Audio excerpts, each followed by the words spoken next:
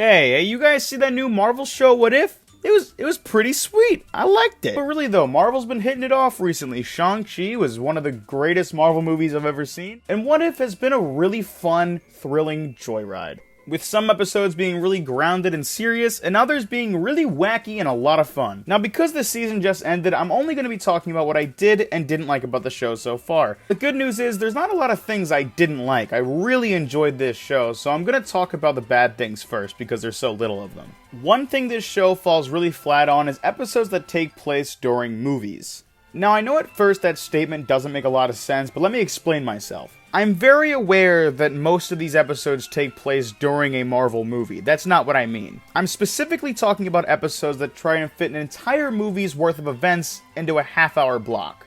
Thankfully, not a lot of episodes do that, because a lot of them take the little tiny bit of meat from the movie they're based on, and then just go completely off track with their own plot. Examples of this are What If Captain Carter were the first Avenger, and What If Killmonger rescued Tony Stark. Now, personally, I do think the Killmonger one feels even more rushed than the Captain Carter one. I don't think these episodes are bad by any means. I enjoyed them both very much, but not as much as the other ones because they felt so rushed. The other episodes gave us at least a little bit of time to appreciate and learn about the new versions of our old characters.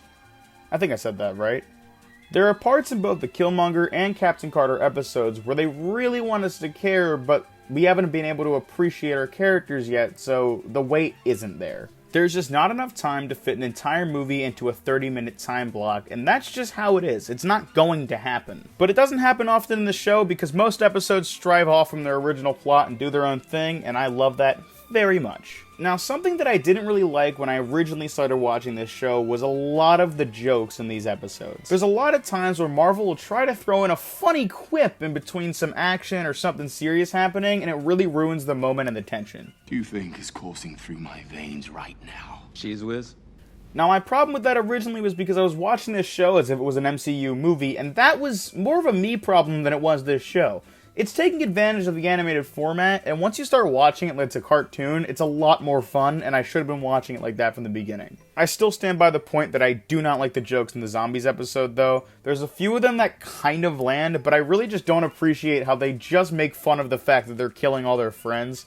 It's kind of unsettling and weird. Who knows, maybe Marvel was trying to take inspiration from the comic, which was a lot more comedic than some people might realize. Look, I just think the episode could have benefited from having a lot less jokes undercutting the action. That's all. And after that Ultron episode, I know What If can do a really good Apocalypse one. So, this one could have just put a halt on all the jokes. Okay, I think I drove my point home, so let's get to the good.